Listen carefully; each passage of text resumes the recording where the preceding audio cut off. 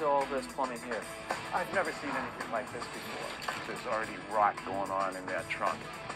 So what have you found up here? Well, a bit of a surprise. It's really the classic plumber's lament. Nice. This one right here is right on. Ooh, and the smell just changed. That's baguano. Oh, lovely. Now it's your turn to save it for the next generation. The money's in the detail. That is beautiful.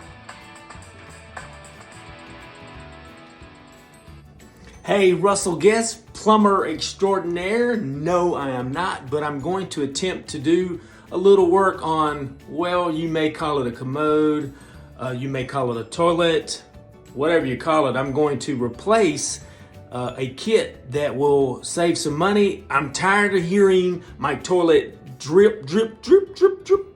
So that's what I'll be doing. I'll be back in a moment. I'll show you what I'll be installing and we'll see if it works. Stand by. Okay, here we go. So this is what we're going to be putting in today. It's a total kit. I can't read that other Spanish, but it's going to replace an outdated system that just, I cannot get it situated so that it doesn't drip or leak and I hear water running all the time. So I'm going to be installing that and we'll be back in a moment and we'll see how it works. Okay, stand by. Okay, so here we're back. The first thing I did was I turned the water off, which is right there. There's the water turn off. I turned the water off and I flushed the commode or toilet to empty the tank. And so as a smart son of a plumber, I knew that there was going to be some water left over. So what I've done, or what I'm doing now, is I'm taking a sponge and I'm getting all that water out. So when I take off this piece right here, it doesn't drip and run water all over my floor. So that's the first step.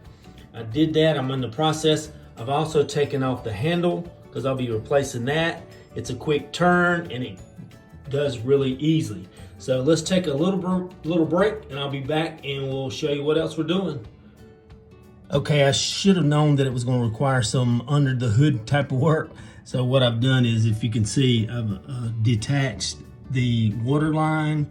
It had a coupling that goes around this piece right here. And so I'm going to pop that off and then we'll insert the new one. So let me get up out of this floor. Okay, so that step included taking this. Does this guy really know what he's doing? And I think that's what they're calling it, a toilet fill valve. Hey Johnny, check that manual. He's calling it a what is he calling it? A toilet fill valve. And so I've taken this out and then I'm going to put in the new one. And so we'll see how that looks in just a few moments. Okay, so we've got the tubing in place. We have the new valve in place. And now we're going to move forward with putting in the, what they're calling the, Johnny, come get this guy on the he don't even know what they're calling the thing he's putting in. Can you believe him? What the? push switch.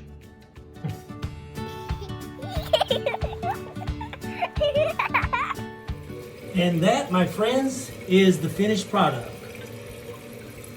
So far it's flushing good.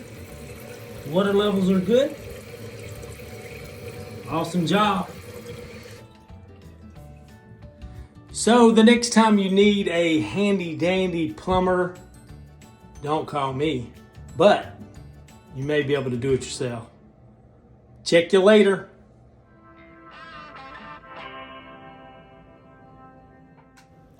Join me next time where I'll take an auger tape and unclog a sewer line.